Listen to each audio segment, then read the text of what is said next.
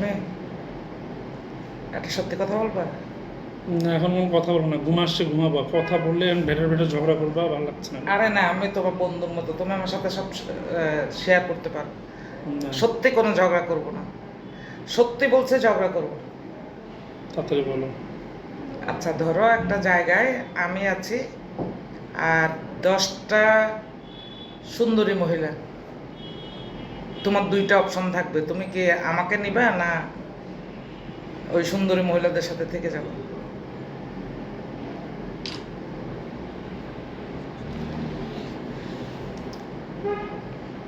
সত্যি কথা বলে লাভ কি? এখন আপাতত তোমার খুশি করতে হবে। না, আমি তোমাকে নিয়ে থাকবো। 10টা মহিলা আমার দরকার নেই। সত্যি?